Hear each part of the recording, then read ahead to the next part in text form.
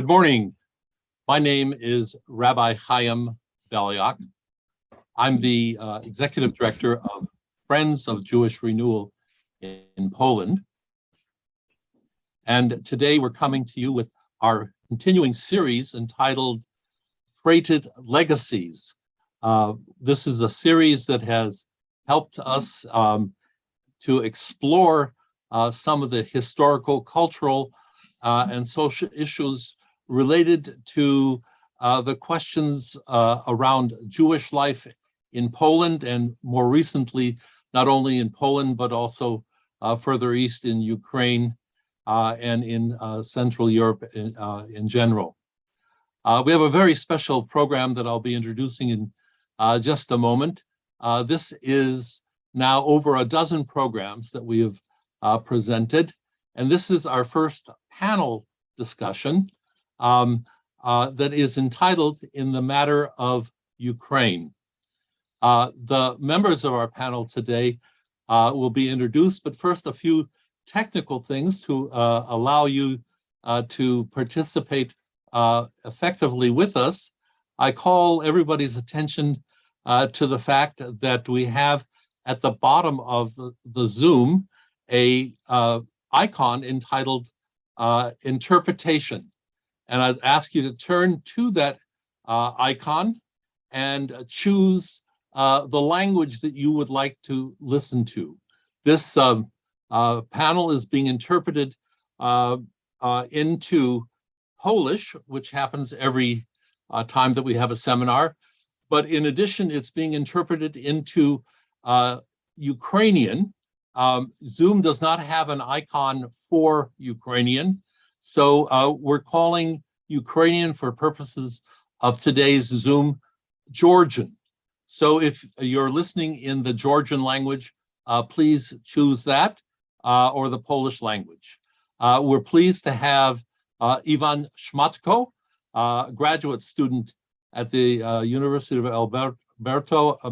Alberta in Canada, translating into Ukrainian, and we have Marzena Szymanska, who is with us regularly, translating into Polish.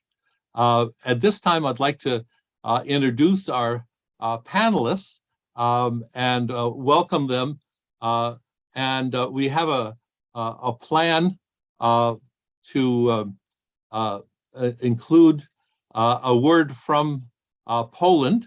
Dominika Zakarczewska, whose icon you see there, will be joining us a little later in the program. And we hope indeed to also hear from our chair, Marek Józowski, who's apparently delayed. Let me first introduce our panelists by saying that we are pleased that they are able to join us, especially Oksana Dovgopolova, who is joining us from Odessa. This is a very important metropolitan center in Ukraine, a very storied place in Jewish history and Ukrainian history. And she is a professor of philosophy.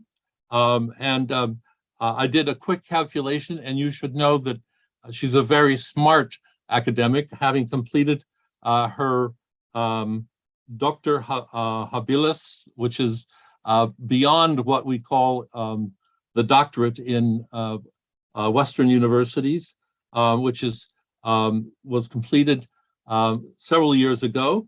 Her major work and foundation is in the issues of philosophy. I note also that she has worked in questions of memory, and that will be the center of her sharing with us. Many issues around the issue of memory have included conversations about how memory has been understood in the Ukrainian national situation and the Ukrainian and Polish situation. Our next panelist is Matthew Light, a person who I've known from his youth in Claremont, California. And it's a pleasure to have Matthew with us. He's joining us from the University of Toronto in Toronto. Matthew is an associate professor at the University of Toronto and has worked in a number of fields that deal largely with questions of law, public and citizen security, and has worked not only on issues of migration, but has also provided quite a bit of experience with his trip this summer to Ukraine to visit colleagues and to have firsthand experience with being in Ukraine. He will speak after Oksana, and then we'll have a brief presentation by another person who I've known since he was a young man, Assistant Professor Erlich, who is teaching at McGill University and is a political scientist and works on issues of democratic citizenship. The details of their biographies are on our website, along with a number of articles that refer to issues related to the questions of the moment relating to Ukraine. I'd like to turn now to Oksana to invite her to share her presentation. And after we've had the three presentations, we will invite questions. You can add your questions as the program is proceeding. And there's an opportunity to raise your hand, but best to collect questions in the chat that may allow for some of the questions to be answered in the middle of the discourse. Again, welcome everyone, and Oksana, welcome to you.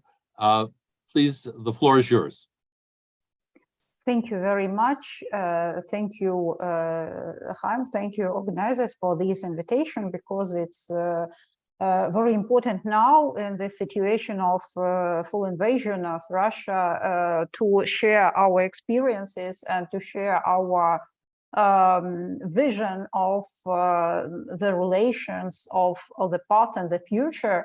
And you see, I will start from the questions of memory, because now this invasion was not motivated but explained by Russia with the questions of the past.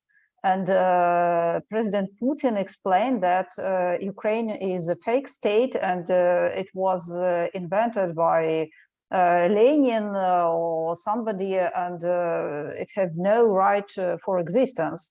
And for many people, these questions are very serious, and we inside Ukraine feel the situation in absolutely other way as President Putin. And maybe I will touch only one moment, one point of the relations of Ukraine with the past. And I took this point because it is connected with the activities of Frightened Legacies initiative. So the goal of this initiative is to find the ways how to renew the Jewish life in Poland, how to solve the questions connected with the past, how to solve the questions connected with Holocaust history, and so on and so forth.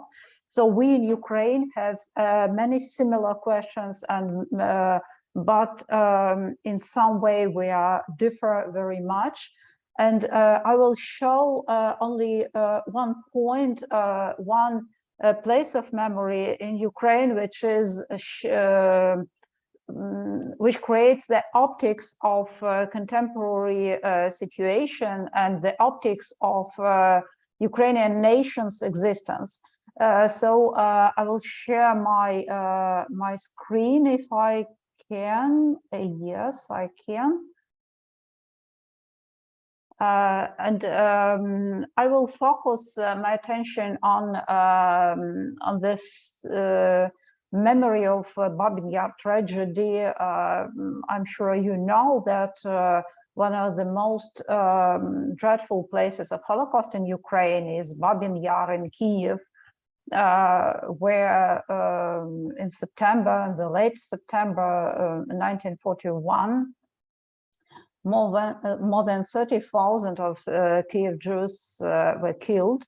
And after the Second World War, Soviet state prohibited the normal memory, the normal mourning of this tragedy, and people gathered themselves in this place. And here is a picture of the beginning of the meeting, the famous meeting in Babin Yar in 1966. And it's very important that in this meeting, they united absolutely different people who created the core of Ukrainian political nation, which we see now and which now is struggling for its existence. So it's very important for me that these meetings in Babin Yar were not only the matter of Jewish community. It was not a particular question of Jewish mourning. Everybody knew that killings in Babin Yar were the killings of Jewish people in Kiev, and it was for Soviet state inappropriate to speak about one nation. They spoke no, it's not a tragedy of Jews, it's a tragedy of Soviet people at all, and so on and so forth. And here, not only Jews gathered, but people with different background who felt the injustice of this situation, that the people were killed and they have no normal memory, they have no mourning. And here on these pictures, you see at the right picture, you see Amik Diamant, a young Jewish guy who initiated this meeting. And at the neighboring picture, you see Viktor Nekrasov, Russian-speaking Kiev writer and Soviet dissident. And he came to Amik Diamant and supported him in his initiative and said, we are together,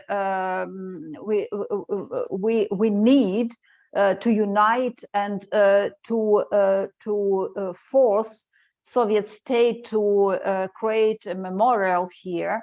And for me, it's very important the speech of Ivan Zuba, Ukrainian dissident who joined this meeting, and his speech at the meeting of 1966 in Babin Yar appear very actual and very important till today, because he said that I am Ukrainian and I come here to the place of Jewish tragedy, and because this is a tragedy of Jewish people, but it's my tragedy because this killing, this mass murder happened on Ukrainian land, and it's our responsibility, the responsibility of Ukrainians, to keep the memory of this tragedy, to mourn over the people who were killed there. So I see in this speech the root of a contemporary Ukrainian political nation, which is based on the value of human dignity. And these people who were killed here in Babyn Yar were deprived of their dignity. And people who came on this meeting, in a legal meeting which was prohibited by Soviet power, these people were not agree with this deprivation of human dignity. They were ready to be punished by Soviet power, but to stay for their dignity. And on this picture, you see Viktor Nekrasov and Ivan Zuba on this meeting. The picture is not good, but it's very important. In 1976, Soviet state created the monument, and it was not monument for Jewish people, but it was a monument for peaceful Soviet citizens who died at the hands of Nazis. People in Ukraine, and not only in Ukraine, felt it as a lie, because it's not a tragedy of the whole Soviet people, yes, and we need to name the people who were killed here. After the fall of Soviet Union, the prohibition of memory of Babyn Yar went to the past, and our first president, Leonid Kravchuk, before he was elected as a president, he came to Babyn Yar and said, this is a place of memory of Ukrainian people. And the prohibition was thrown away, and the memorialization of the tragedy of Babyn Yar appeared possible, but it wasn't inscribed properly in Ukrainian historical narration till today, really. And we see many monuments. Now there are more than 30 monuments in Babyn Yar created by different communities. So the first was menorah. At the center you see Roma memorial, and others. So now the Babyn Yar is a place for 30 monuments placed by different communities. We can see it as some contested memory. From other side, it's a place of where each representative of each community can come and to his or her own victims, and maybe this situation is more or less normal. So here is a monument, Holocaust monument in Odessa. I'm from Odessa, and so that's why I want to show you this place. We have two monuments. At the place here is the place where Jews gathered to go to other place where they will be killed, and here is the gunpowder warehouses, so-called gunpowder warehouses. It's a place where the first action of Holocaust was committed in Odessa. And now I will switch to the events of 2022. You see the missile strike to Babyn Yar in March of this year, and it was a very symbolic event when the place of Holocaust tragedy appeared a name of attack of Russian missile. So really, they didn't had Babin Yar as a name, they tried to hit this TV tower, but really they struck in Babin Yar, and 5 people were killed. And so for us, it's a very symbolic event when the new totalitarian regime, which want to destroy people here on this territory, on Bloodlands, as Timothy Snyder said, they strike their most symbolic place of memory here in Ukraine, in Kiev. And the days of memory of Babin Yar this year were not usual. Usually, Jewish community came to Babin Yar, president, officials, Ukrainian, and so on and so far. They came to Babin Yar to ceremonies and so on and so forth. But this year we are in a situation of invasion, and it's very symbolic that on September 29, in a day of memory of Babin Yar, the main rabbi of Ukraine had a meeting with Valery Zaluzhny, the head of Ukrainian army. And they discussed, they made the common message that now Ukraine appear as the target of a human regime, as the Jews, they're the target of Nazi regime in during the Second World War. And Russia now has a genocidal aim, really, in Ukraine. They refuse they deny the right of Ukrainians to exist. And Ukrainian Jews now can explain from their own experience that the events are repeating now. And it's symbolic for me that here you can see the speech of Roman Schwarzman. He is head of Odessa regional organization of survivors in ghetto and concentration camps. He was a child during the times of Holocaust. He survived in Odessa as a child, and all his life he worked with memory of these events, and he's very active opinion leader and so on and so forth. And now on October 21, he had a speech in Berlin at the conference devoted to international law and genocidal practices.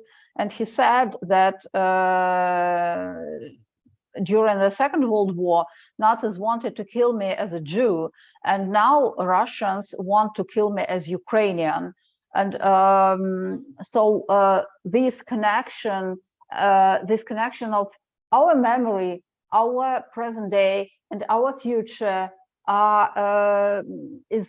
became visible, became understandable when we keep in mind these events of Babin Yar and other Holocaust events on the territory of Ukraine. So the outlines of Ukrainian political nation are the outlines of a community based on a value of human dignity, of human rights, and watching to the future. So now we are fighting with a regime which looking not to future but to the past.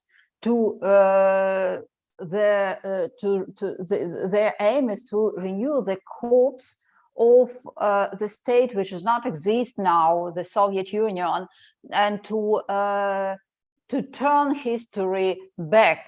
We don't want to go back. Ukrainian nation look forward into the future. So maybe thank you very much. I will stop now, and maybe when we have the questions, I will add something more. Thank you, Oksana. Thank you so much for providing this bridge between Ukrainian memory and Jewish memory, and how they find a common meeting point at this time. I now would like to invite Matthew Light to share some of his reflections. And Matthew, if you'd like to take the floor. Thank you, Chaim, and thank you, Oksana, for the great presentation on the complicated history that connects Jews and Ukrainians, and that is being dealt with so thoughtfully in contemporary Ukraine. I'm going to focus my remarks following up on Oksana's in a slightly different direction, but I think one that builds on the points that she made, which is what the continued existence of a free and democratic Ukraine in its current borders means for the Jewish people and other vulnerable minorities, and why it is the interest of world Jewry for Ukraine to continue to exist as an independent democratic state. Before I continue, I'd simply like to acknowledge also that that Oksana and Irvan, our two Ukrainian participants, are now in grave danger of death and injury from Russia's ongoing terror bombardment, and I would like to extend to them my wishes for their continued well-being.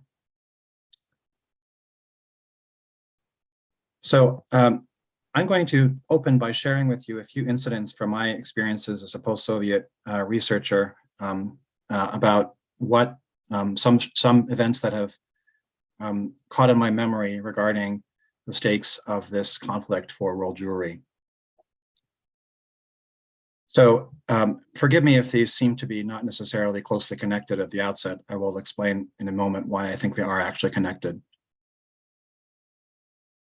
Listening to Oksana's very enlightening presentation, I was struck by the very open way in which Ukraine is now discussing the history of Babyn Yar and what it means for both Jews and Ukrainians. And I think that the spirit of openness that is represented in that story is something that visitors to Ukraine, like me, can see in all kinds of other areas, some of them not directly connected with Jewish issues. So some years ago, I was in Ukraine for research for the project that I'm currently working on there. And I read an article about a proposal that was then before the Duma, the Parliament of Ukraine, to ban the use of animals in zoos. Pardon me, not zoos, in circuses. And this proposal was ultimately adopted, and it came out of a civil society organization that mobilized people of Ukraine to advocacy on behalf of these animals. And I thought that that incident, although it might seem perhaps rather trivial in light of the things that are going on in Ukraine right now, is actually a good example of why I see Ukraine as a very hopeful society. Although that story may seem rather minor, what it shows is that Ukraine is a place where ordinary people like you or me can express their views about matters of public policy, can join together with other citizens to advocate for their views, and can affect political change through their elected representatives. Ukraine is not perfect, no country is, but Ukraine is a successful transitional democracy, which unfortunately is rare in that part of the world, the post-Soviet region. So now let me share with you two stories from contemporary Russia. One of them is known to me from the news, and one of them I've learned from a friend of mine. Some of you may have heard a few months ago of the dramatic flight of the chief rabbi of Moscow, who has now left his position in that city and is no longer welcome in Russia. And what appears to have happened is that he came under extreme pressure from the Russian authorities to support their invasion of Ukraine, declined that pressure, and was forced to leave his post and to leave Russia. I've also heard a similar story from a friend of mine who is the head of a small ethnic minority community, which I'm not going to name to protect his safety, but not Jewish, a member of another ethnic minority in Russia, who is the president of his local community. And he too has come under extreme pressure to publicly endorse the invasion of Ukraine. And I'm afraid that stories such as these are probably taking place in every corner of Russia right now. and simply are not known to those of us in the West because of the difficulty of obtaining information from inside Russia. What do I think binds these stories or connects them? I think they present a very clear contrast that is particularly relevant for Jews between a society like Ukraine, in which people can express their strong views, including criticism of existing policies, or their views regarding tragic history such as that of Babyn Yar, in a spirit of openness, and a society, unfortunately like contemporary Russia, in which community organizations can exist, but are subject to increasing pressure to parrot the official views that are handed down from the Kremlin, and ultimately cannot function in ways that are compatible with human dignity or even honesty. I think what both the Moscow chief rabbi and my friend have experienced is a kind of conflict between their wish to be people of conscience who carry out their duties as representatives of their communities in that spirit, and the insistence of the Russian government on political conformity. So with that background, let me try to attempt to analyze what I see as the stakes for world Jewry of the current horrifying invasion of Ukraine by Russia. Jews are not unique in the issues that I've just outlined, and I think the fact that I've given you an example from another minority community illustrates that. But along with other minority communities, Jews do thrive in pluralistic environments in which they're able to express both their religious and cultural identity and their political beliefs as equal citizens. Clearly, there can be tensions between the rights of particular communities and those of individuals. These take place in all democratic political systems. They're not unique to Ukraine or the United States or Canada or Poland. But there's no doubt that in the contemporary world, Jews and other similar minorities are much better off in settings where they can speak their mind freely. This is not to say that other arrangements are not possible. So I think until recently, Jewish communities in Russia have felt that they could coexist with the Putin regime and carry out their religious and cultural activities with some degree of freedom. As I mentioned, that appears to be no longer the case. If we go further back in history, we have the example of so-called Hofjuden, court Jews of earlier 18th century Germany, who played a kind of role of brokers between the Jewish community and the royal families of German states. Closer to home, I think we can also see in the behavior of President Trump when he was in office, a similar kind of view that Jews and other minorities need to know their place. They may be allowed certain privileges, but they're expected to do what they're told when the chips are down and to comply with the demands of those in positions of power. I'm afraid that this kind of role for minority communities is what Russia displays in its own civic life at the moment, and what will be imposed in Ukraine if Ukraine's independence is compromised by territorial conquest or Russia's successful attempt to impose its wishes on the Ukrainian government in other respects. I could go into further detail, but I think perhaps I've made the point I would like to make about why Ukraine's struggle for survival is important to world Jewry, and why Jews and all other minorities will be ultimately, whether or not we are currently in Ukraine, we will be indirectly and highly negatively affected by any outcome other than Ukrainian victory in the current war. I would like to close, just for example, with an example that relates to another community in Ukraine, and I think complements the story that Oksana told quite well. So, as you probably know, the Crimean Peninsula has been under Russian occupation since 2014. What's not necessarily widely known outside of those who follow Russian and Ukrainian news closely is the extent to which the Russian occupation authorities have severely persecuted representatives of the main indigenous minority community in Crimea, the Tatars, who speak a Turkic language similar to Turkish and are traditionally Muslim.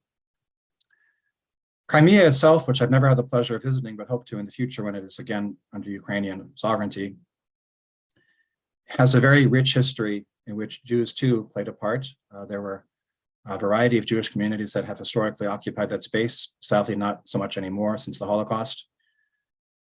But the Crimean Tatars, who also have a tragic history that involved their expulsion into the Soviet Union by Stalin, and their final return to their homeland in independent Ukraine also have something to offer us as examples of what the current independence of Ukraine can mean for minority communities such as the Jewish community.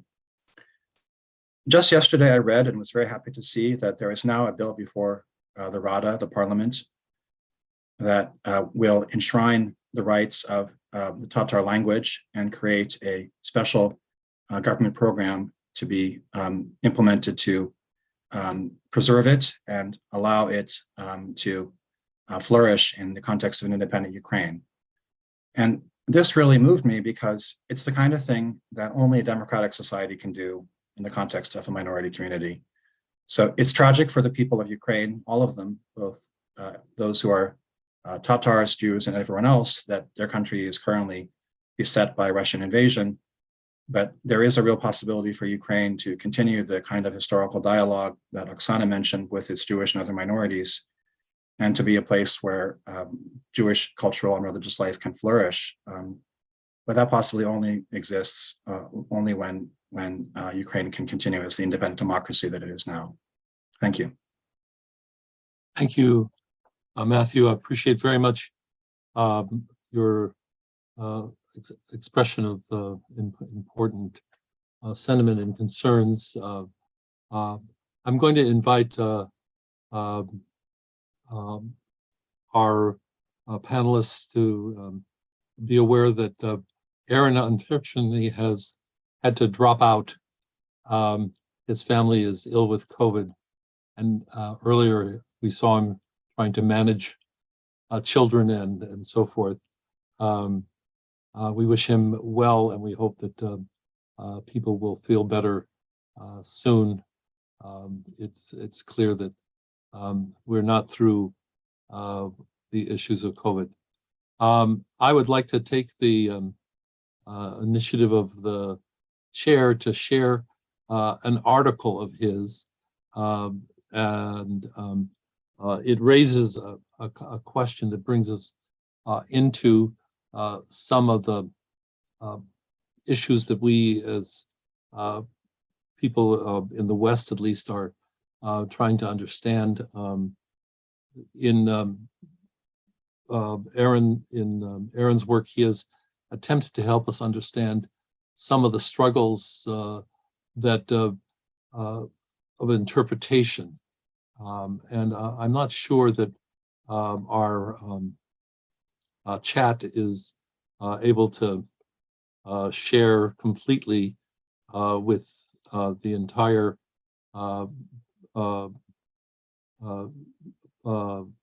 people listening in, but I'm going to give you a link to an article that appeared in the Washington Post earlier this summer that Aaron was a part of, entitled, "Is Russia's Wartime Propaganda More Powerful Than Family Bonds?"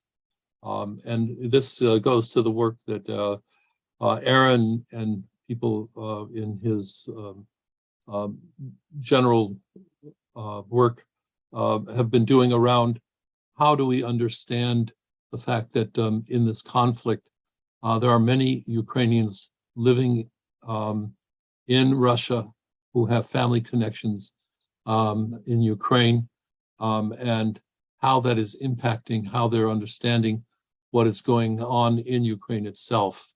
And it is clear that one of the things that we have heard a good deal about is the difficulty for people to move beyond what they're being told in Russia, and to understand what the reality has been for people in Ukraine.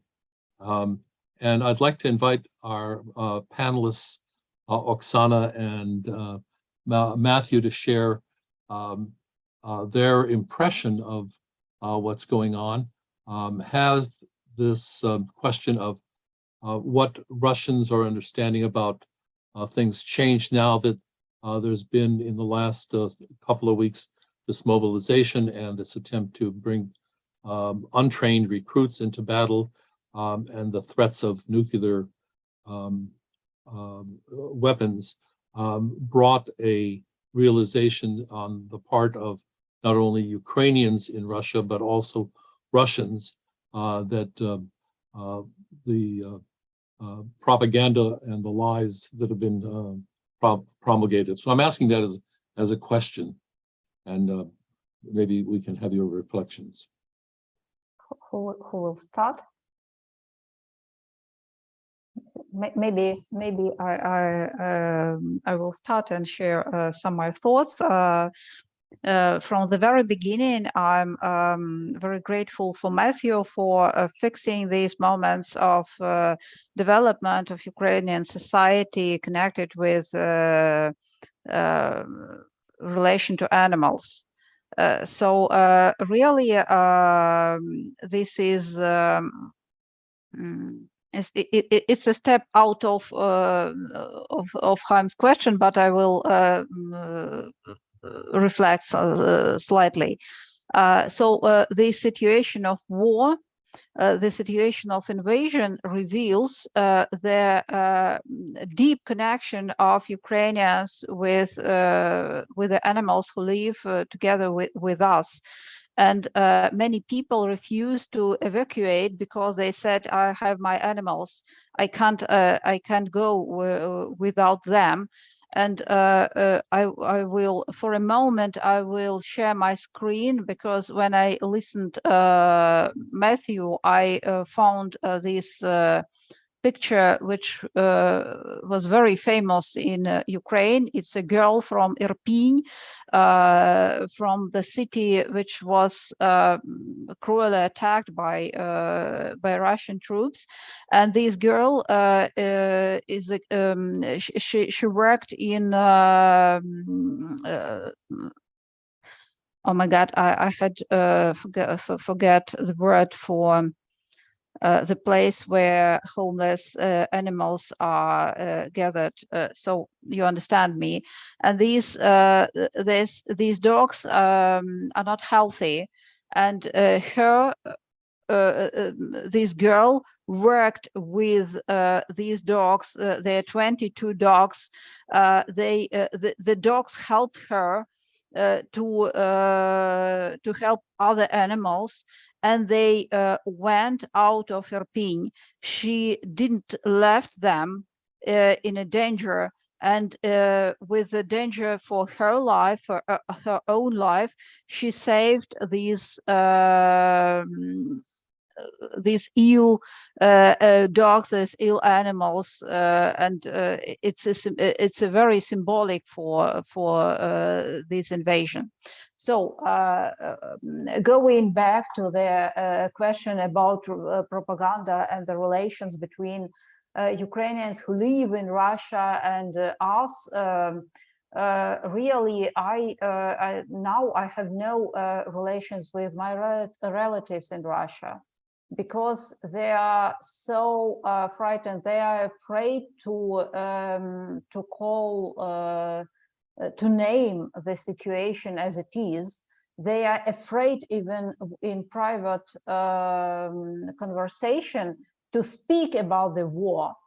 They are afraid. I see it, and I stopped my conversation with them, because they are in that situation of their conscience when they have no their own will, really, and it's dreadful. Really, I have connections with few my friends from Russia who are not in Russia now, and all these people fight it against Russian propaganda for all 8 years of the war, and all my only three friends from Russia, all these 8 years spent in pickets and demonstrations, and my good friend worked in High School of Economics, it's a Russian university, and he constantly told to his students that Russia committed the international crime with annexing Crimea and so on and so forth. And in February, he fled from Russia. So it's not important, it's not the matter really, who are you? You are Ukrainian, you are Russia, you are Jew, you are, it's a matter, do you reflect the situation, or do you took the situation as it is and don't fight against your government? People, I see that many people in Russia refuse to reflect, refuse to think, and refuse to see the connection between their passivity, their desire not to have any relations with the state because it's not pleasant, it's dirty, I don't go to the elections. They don't see this connection between their passive position and the situation of aggression and their situation of absence of any power. They see we have no chance to start the war. We have no chance to resist. You had 22 years to resist, and you saw that each year the place of your freedom became narrow, more narrow, narrow, narrow, and vanished. So really, it's very hard situation, because I was born in Soviet Union. I remember Soviet Union, and I remember the situation, the very similar situation. Then people said, nothing depends of us, nothing. We have no choice. We have no choice. We have no influence for the events. So it's all right. We only can live our private life. Now people in Russia live in this in the same situation, by the same scenario. And that's why I'm not surprised, some way, I'm not surprised that they don't go to million meetings against this injustice, because I remember these Soviet people. And I understand that nothing is so dreadful for these people who remember Soviet Union. Many people thought, many my colleagues thought that these sanctions against Russia will have the reaction of society. We have no McDonald's, we have no IKEA, we have no normal technical support of our computers and so on and so forth. But these people, a great number of these people remember Soviet Union, and they remember the situation where when they lived without toilet paper, and it was all right. So it's very hard to move Russian society to some active position. For some reasons, Ukrainian society, from the very beginning, from the moment of the fall of Soviet Union, moved somewhere another way. And Ukrainian society, from the very beginning, was not agree with some forms of totalitarian power. It seemed from the very beginning that we are absolutely similar, but no. Oksana, this is a very interesting point that you're making now, because one sees this transformation from the Ukraine of the Maidan to the present the crystallization of the society. This is in part what Aaron was going to speak about. But this is both a historic struggle in Ukraine and a contemporary struggle. Crystallize a civic will, which is being expressed now in these extreme ways by the heroic defense that is coming to the fore. And you say, I'd like you to talk a little more about that. And I think that Ivan, Matthew, if you can join us in this part of the conversation, I think it's helpful to understand how this has come about, what have been the steps or the processes inside of Ukraine. I have to say that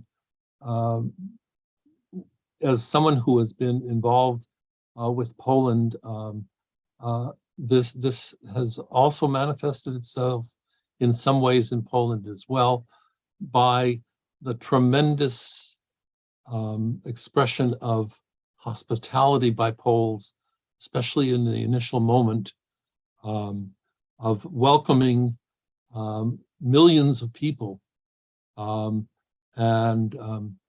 the ongoing, it's difficult, and the ongoing support to women and children who are taking refuge in Poland. But this crystallization of a civic will is profound in Ukraine. Matthew, I don't know if you want to chime in on that issue. Certainly, thank you, Chaim.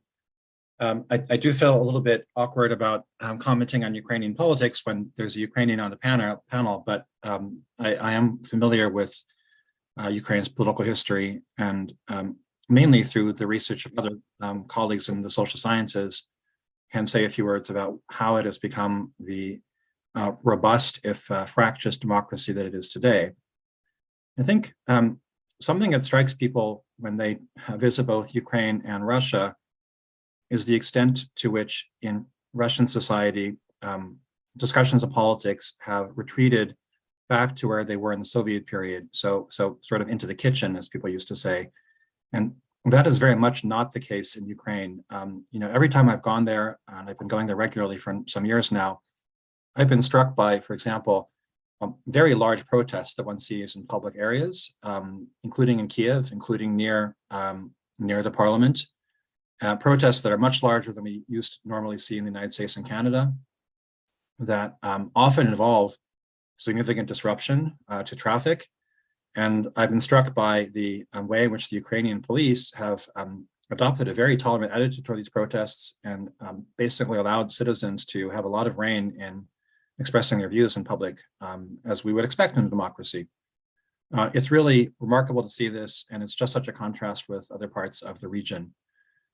So how did this happen? Well, I think there are different views on that, but one point that some political scientists have made is that Ukraine has shown over the years that it is not possible to impose a dictatorship there.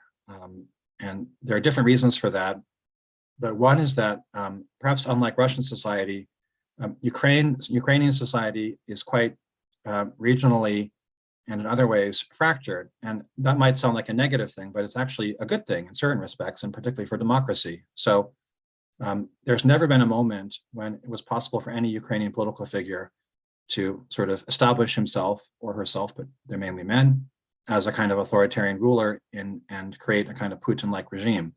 The closest that any of them came was Viktor Yanukovych, who was the president of Ukraine, who was overthrown in the democratic revolution in 2014.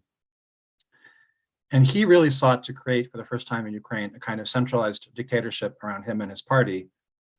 And the Maidan can be seen as kind of a reflection of the fact that Ukrainians over the years, through a series of elections, as well as other evolutions, such as, let's not forget the Orange Revolution of a number of years ago, have come to expect that they will be able to elect their president and parliament and to strongly reject any kind of authoritarian rule. And it's really quite refreshing to go to Ukraine and to talk to Ukrainians and see the extent to which their assumptions about how their society should be governed, now quite closely align with those of, I think, people in established Western democracies. And actually, maybe I should put that, maybe I should change that sentence around. I actually think that Ukrainians have reflected a lot more on what it means to be a free nation than those of us in the West have had to do for very obvious and tragic reasons.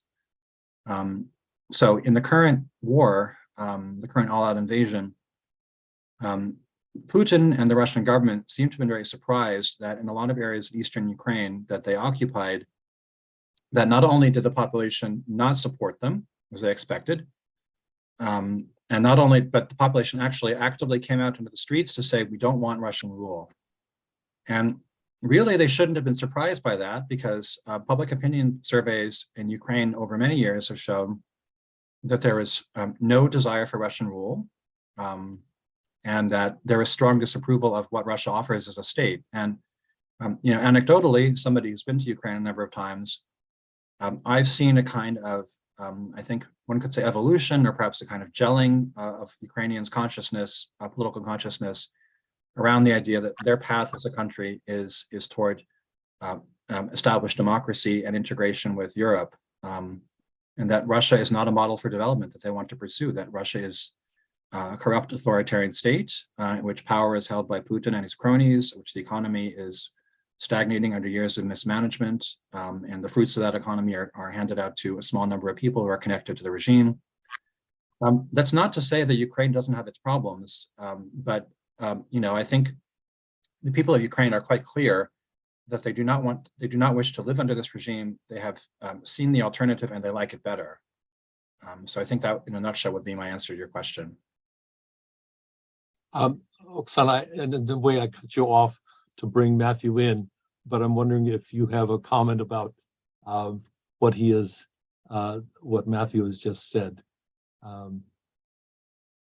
Yes, I'm really absolutely agree with Matthew that Ukrainian society has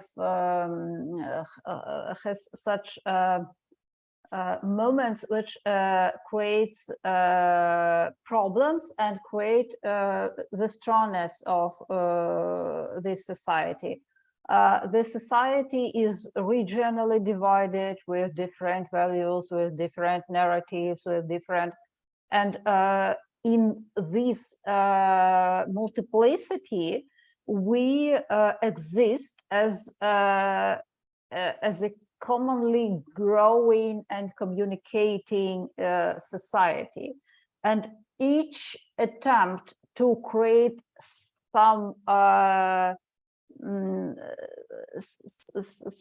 solid frame for all the society entails the resistance. So their attempt to create such similarly to Soviet identity met resistance. The attempts to widen such Galician identity to all the territory entails resistance, and so on and so forth. So it was a very dangerous tendency for Ukraine, really. Maybe after Orange Revolution, when it was a very popular theory, a theory of two Ukraines. One Ukraine with the heritage of Soviet Union, and other Ukraine with the heritage of Austro-Hungarian Empire. So there were theories such as Mykola Rybchuk, for example, who explained these parts of Ukraine has a different mentality. So the next step after this assertion is Ukraine is a fake state. So if people in different parts of one state have absolutely different mentality, they can't live in one country. But I will quote our wonderful historian from Lviv, Yaroslav Hrytsak. He many years worked in research of the systems of values, and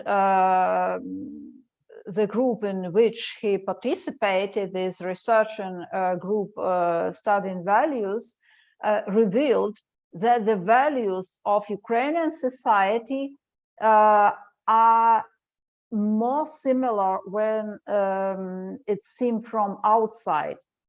So people in Donetsk and people in Lviv had more similar values than people in Ukraine at all and in people in Russia. Really.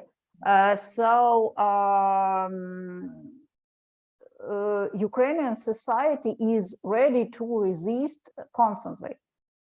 We have inner quarrels. We sometimes it's very it takes many life power to live in this space which in constant discussions, constant quarrels, and you want to keep some calm in this situation, but it's our salvation really. And if to prolong this moment, that this thought that Maidans appear trigger for Ukrainian resistance, maybe this resistance appeared possible because this core of resistance existed in Ukrainian society. Maybe I don't want to go somewhere in centuries and history and so on and so forth, but 1986, the Chernobyl disaster had a great influence to Ukrainian society.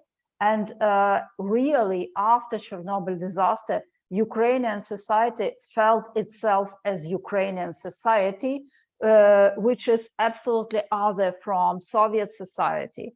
And maybe from Chernobyl,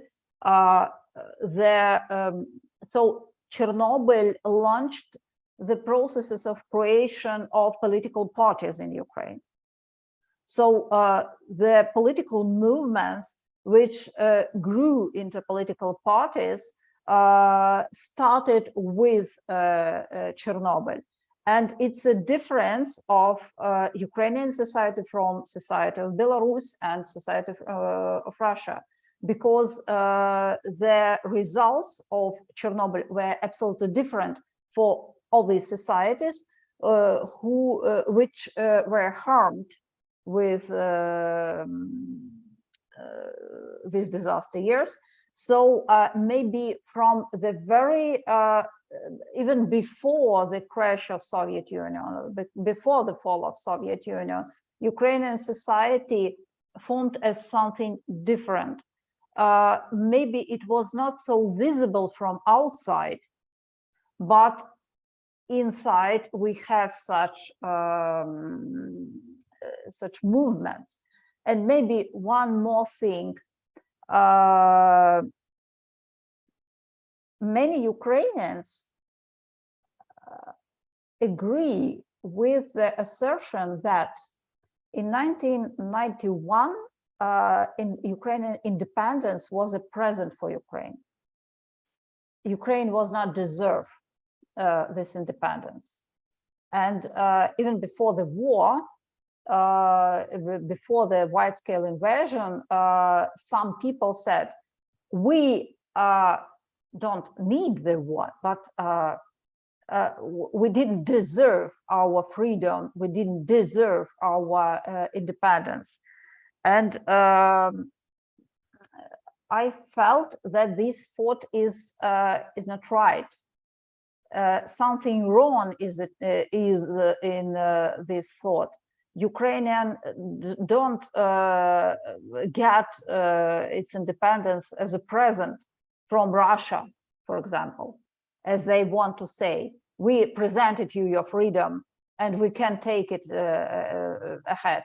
So when a person said we get our independence as a president, last time I asked, do you know the word kingir? What is kingir? Kingir is a part of Gulag. It's a camp.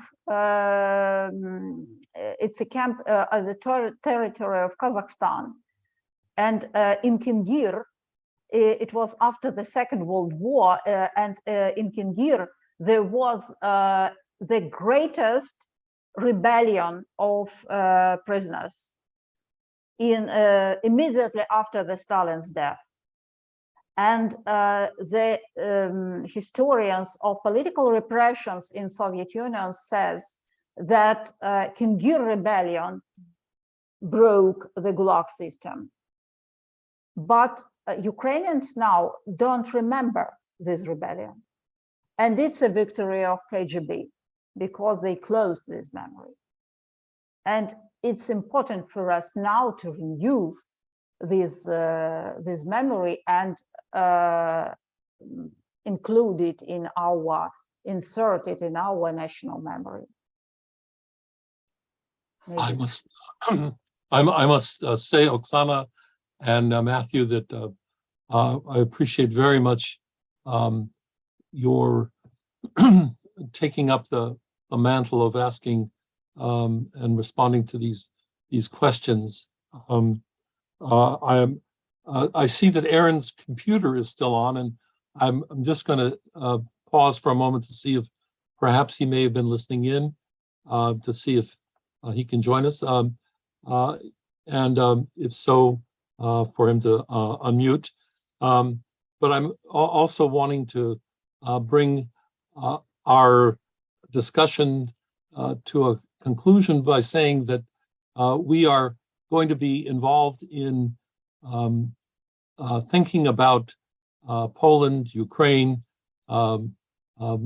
the Central Europe, Eastern Europe, for the next several sessions of Freighted Legacies.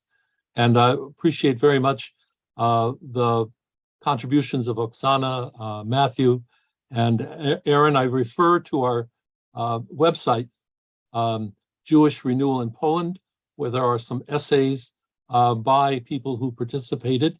And in this context, I want to refer to one essay that was largely framed and led by Matthew Light, calling on people to support Ukrainian efforts, and would hope that people would be involved in thinking very seriously about the implications, not only for Ukraine, but for other striving democracies. In that context, I want to highlight the fact that our work in Poland has involved the effort to be connected to the concerns of the numbers of refugees that have been involved in coming to Poland. And on our website, I would invite people to find the different things that we've been involved in, specifically the major effort that is going on in a consortium that we're participating in. And it is involving the efforts of Ukrainians who are in Poland, the efforts of Polish academic and practical relief committees to provide childcare for people in Poland.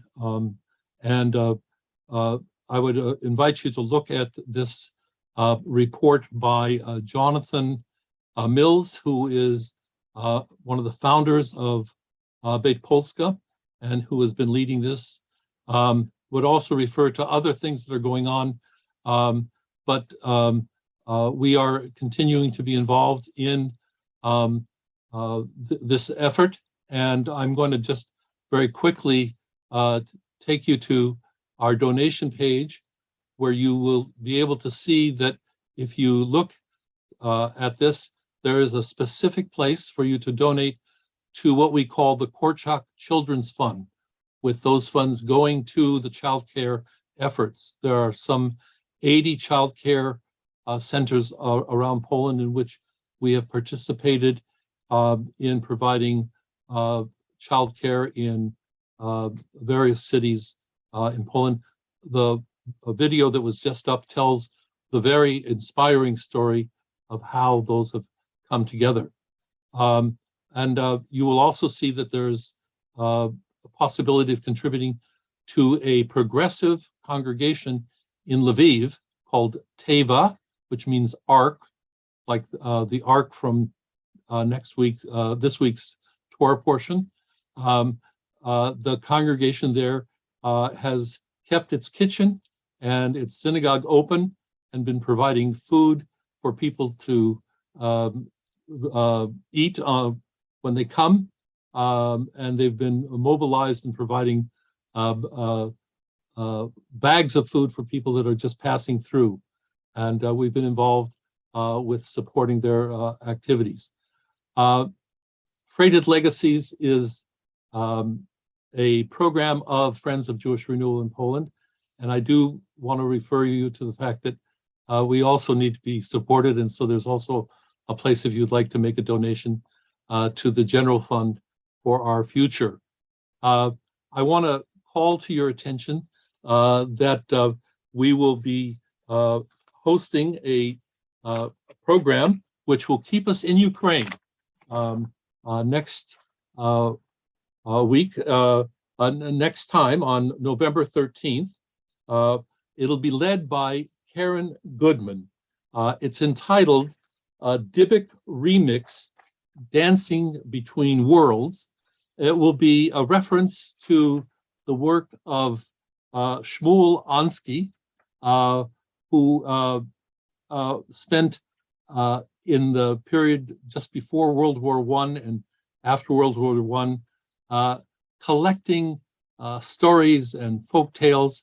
One of them that led to the film The Dybbuk and much of the ethnographic research that we have from that period, the play that came out in 1915 and took place actually in Ukraine. We invite you to join us on November 13 with Karen Goodman. I want to thank Oksana. I want to thank Matthew, Aaron for his effort to join us. Thank you very much for invitation. It was great to conversate with you. Thank you. Yes, thank you, Chaim. Thank you, Chaim, and thank you to your listeners. It's been a pleasure to speak with you and, of course, with Oksana. This will be on a website, and you'll be able to listen to it in English, Ukrainian, and in Polish. All the best.